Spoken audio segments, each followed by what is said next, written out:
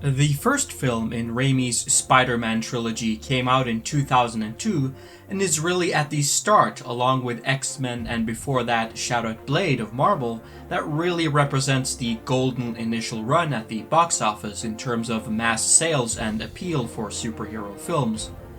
In the film, we meet a traditional nerdy portrayal of Peter Parker in terms of Spider-Man, but as Heraclitus states, no man ever steps in the same river twice, for it's not the same river and he's not the same man. The meaning here being that every adaptation is an interpretation of the character, and this is particularly true of a medium shift from comics books to the big screen of real-life adaptations. People usually stress out regarding changes to the character, but even if we look at Todd McFarlane's take on Peter Parker in the early 90s when he introduced Venom, he presents, for example, a very non-nerdy character portrayal of Peter Parker, to give just one example. So it should come as no surprise then that Raimi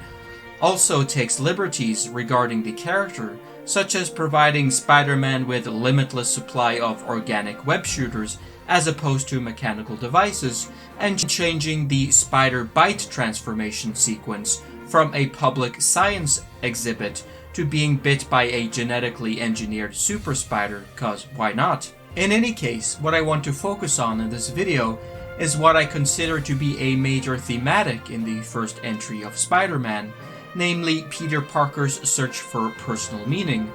This is a point which is imposed upon us as audience members as a very key thematic in the film when we witness the death of beloved Uncle Ben. This occurs after Peter lets a burglar escape from a wrestling promoter's office, where subsequently this leads to the burglar carjacking a car with Ben in it and fatefully killing Ben. To give some context to the scene, the reason Peter lets the burglar go is due to frustration and a large dose of vengeance, having been cheated out of his promised winnings as a newly rising wrestling star under the costume of who else but Spider-Man. I should note for lovers of Raimi's work to pay attention to the wrestler announcer in the film, which is played by Raimi's former lead actor of the Evil Dead series, Bruce Campbell, who throws in some comedic quips reminiscent of his character in Evil Dead 2.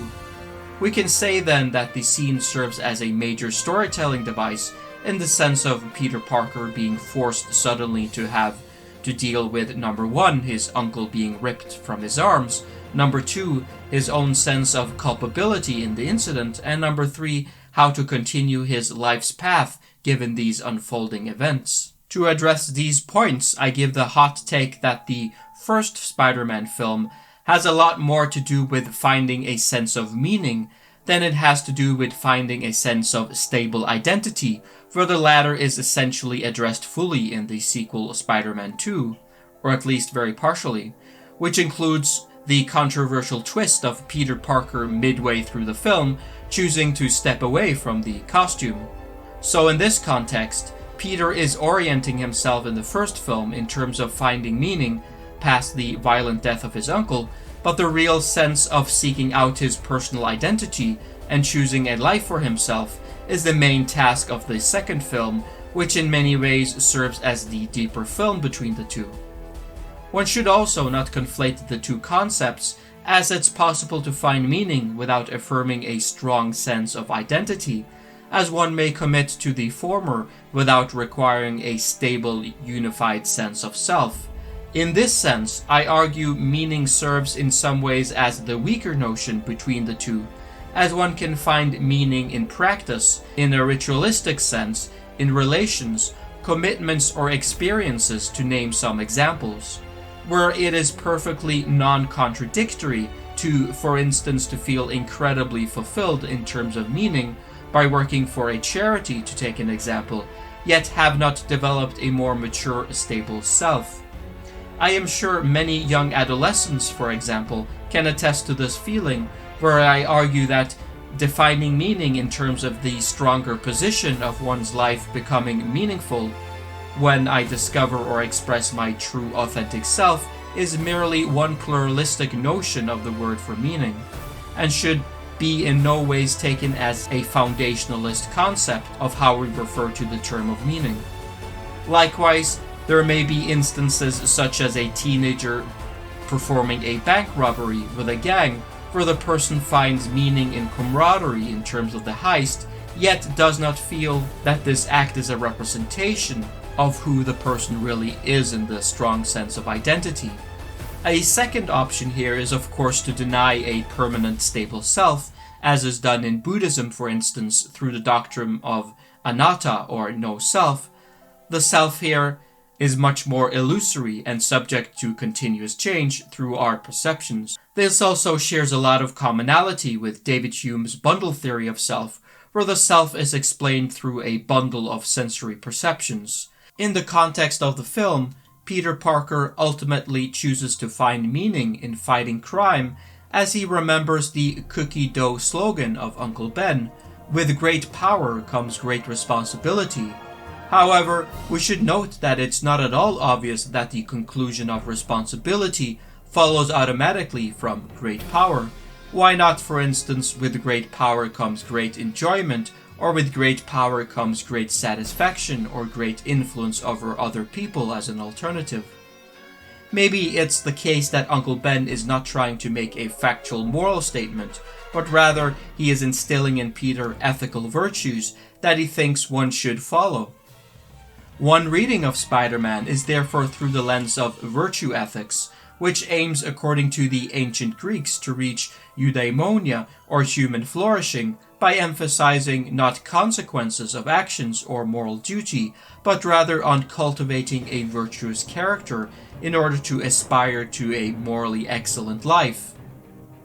It's an applied ethical view, which has in the last decades achieved a growing popularity, not in the least because it's a system of ethics which is rooted in the environment and requires a social context. This is because virtues require a practice which can be seen as a tool to achieve our highest internal standards within a social setting or context. We also rely upon the constructed social narratives that are developed in social settings and which we must both interpret as well as live out in a way.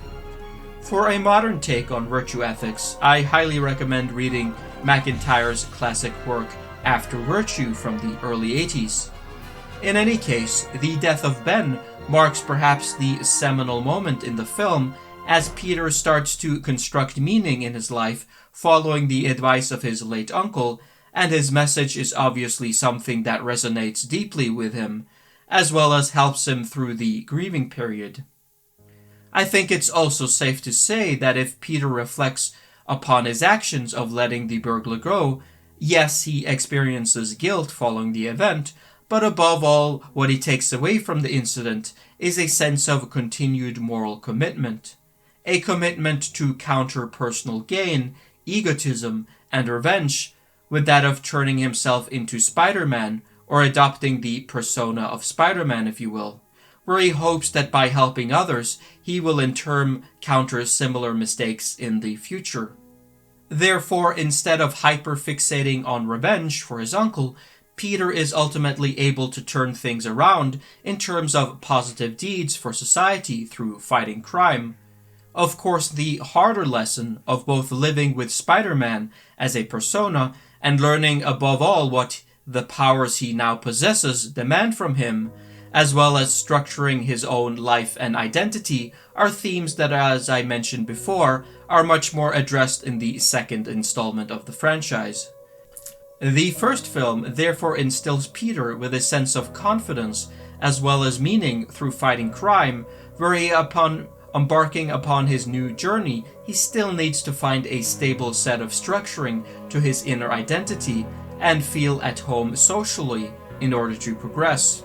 On another note, we should remember that the Peter fighting crime, of course, has a strong virtuous appeal, but we should not be smitten with all aspects of it and romanticize it away uncritically. As much fun as it is to watch Spidey sling himself across buildings and take on baddies, a lot of baddies, including the Green Goblin.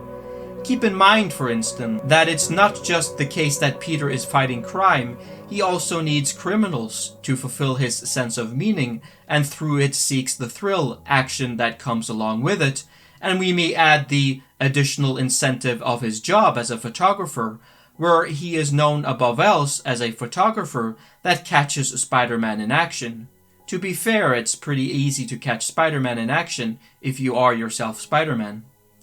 Furthermore, there is a criticism to be had in terms of automatically assuming that it's better not to tell his childhood crush Mary Jane about his secret Spider-Man identity, as the act can serve as rather patronizing. Why would it always hold, for instance, that MJ could not deal with the risks of being the girlfriend of Spider-Man? Should she not make her own decision about choosing to be with Spider-Man? It is not as though she is immune from danger. Even if she does not know about Peter's secret identity, we can still imagine bad guys following after her, and furthermore taking advantage of his vulnerability as Spider-Man if they reveal his secret identity at any given time.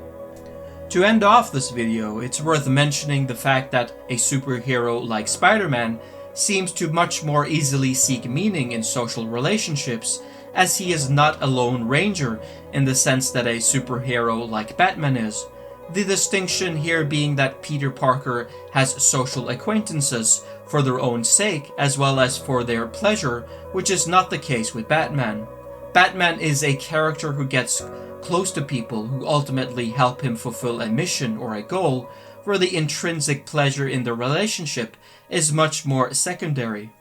Thus, it may seem that Batman is not at all lonely, as he has Alfred, Robin, the occasional Catwoman who strings along, but all these characters are also tied to Batman's mission of crime fighting or other agendas. Spider-Man, on the other hand, has, whether successful or not, made up his mind that Spider-Man should not be an obsession, and since it is a burden in many ways, fueled by his guilt over the death of Uncle Ben, he needs a social life and civilian routines in order to stay grounded. I will stop here, but a natural place to continue is to discuss the follow-up film, Spider-Man 2, so I will return with that video shortly. So yeah, please like, share, and subscribe, and I'll see you next time. Cheers!